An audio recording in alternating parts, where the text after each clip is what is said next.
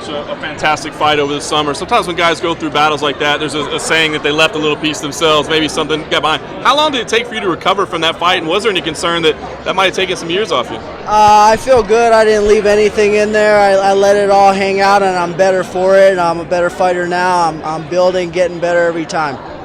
When Carlos Condit was announced as a challenger, there were some people that thought, he hasn't really done enough right now at this point to get that shot. Did you have that shot at all? Were you any concerns of him being a worthy challenger?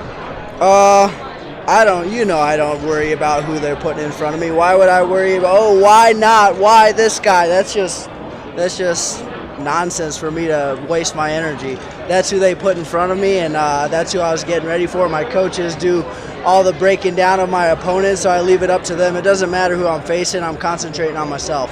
Things going so well for you right now. You seem like you're in a really good place. Any regrets ever that there was that kind of midsection of your career where maybe you weren't as focused or dialed in as you could have been? Any regrets that you left a little time behind? No, I don't think so. I think everything happens for a reason and at the right times. I wasn't quite ready then, physically or mentally for the stage, and now I am, so that's what matters. You mentioned you came out of that last fight feeling really good. If it would have somehow ended differently and you had lost, you think it would have been the same way, or was it just, hey, I came out of it as a winner, I felt good? Yeah, I don't really think about it as what would I have done if I lost. That would be a weird way to think about anything. I'm moving forward. I won, and I'm concentrating on getting better.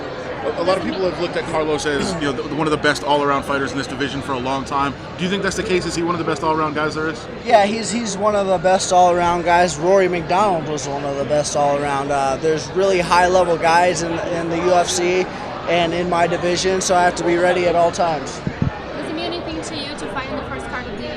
Yeah, this is a huge stage. A lot of fans are watching. The UFC is thriving right now. They've had some great shows leading up to this, so I'm going to continue the momentum and go out there and put on a great performance. You seem to be enjoying the crowd, cheering your name. Yeah, I mean, that's just part of the business. I'm using their energy to amp me up and get ready for this fight. It's nice that fans come out to support the MMA and the UFC, and I'm just using their energy to get better.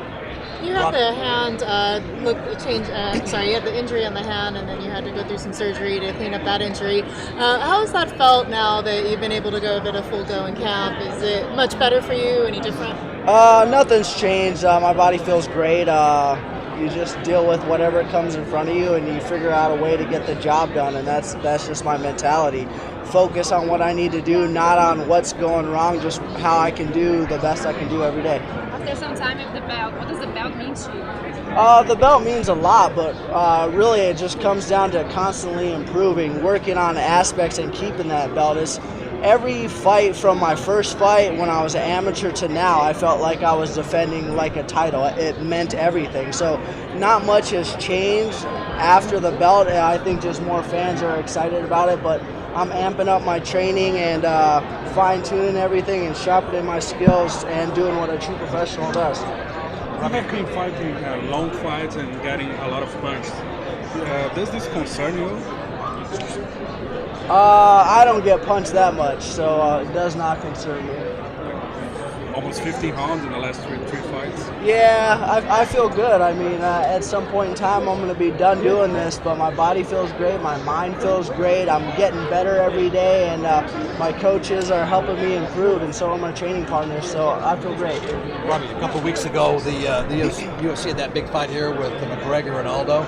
All these Irish fans rolling through Las Vegas. What has Conor meant to the sport, or what has he done for the sport? Yeah, I think he's brought a lot of new eyes. He's brought a whole island with him, a whole country of crazy, supportive fight fans that really love to get excited about fights and watch fights. So I think it brings a lot to the table. I think he's getting the mainstream media involved a lot. He's making people look at the sport a little differently. With that fight and a bunch of the other crazy ones we saw last year, you're kind of one of the longer tenured champions now at this point, as crazy as that sounds. Does it mean anything to you to kind of work your way up the pound for pound list and be regarded as, not only the best at your weight class, but kind of overall? Really, I don't really pay attention to that. Other people like tell me, hey, you're this and that, and I'm like, really, I'm just a guy trying to get better. That's what I concentrate on. I don't really, those are accolades and stuff that really doesn't affect my everyday training. I just stay focused. I mean, there's no sense in worrying about those things. I need to get better, get more technical, work on my aspects so I can continue to beat people up. What about just when you see like a long-running champion lose? Is that ever eye-opening or a reminder to you just how fleeting this all can be? No, not really. I don't try to dabble too much in other people as much as I'm just like, all right, guys are doing certain things, and I watch it, but I concentrate on myself. I'm not everyone. Everyone's not me, so... You mentioned Rory was also one of the best all-around guys, or considered that way, and Carlos the same way. Are they similar to prepare for? They're similar as far as they're very tactical. They come from great camps, and they're well-rounded.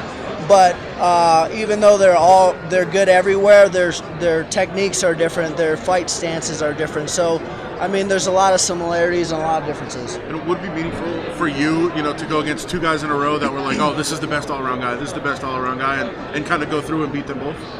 I mean, well, that's my next fight, so that's going to be huge for me. So, yeah. You're the Robbie, first as tough as it is to get to where you are at the top, they say it's tougher to stay there. You agree with that? I have no idea because I'm just focused on being sharp. I mean, my coaches, I'm grounded. It's all about working on my skills, keeping everything basic, and not trying to look at the bright lights and get scared by it. I'm ready to rise to the occasion, and every day I practice for it. Last question, guys. Ever since George St. Pierre left the ring and the helm, I mean, you've been the first welterweight champion to be able to successfully defend the title. What does it mean to you to build on that legacy and maybe try to eclipse what he did in the sport? I always take it one fight at a time. George St. Pierre had a long, amazing career, and I'm just going to take it one fight at a time because I'm not looking 5 fights down the road. I'm looking to Saturday and doing what I need to do to get one step closer to being a better fighter. Thank you. Thank you. Thanks, guys. Quick interview with Megan.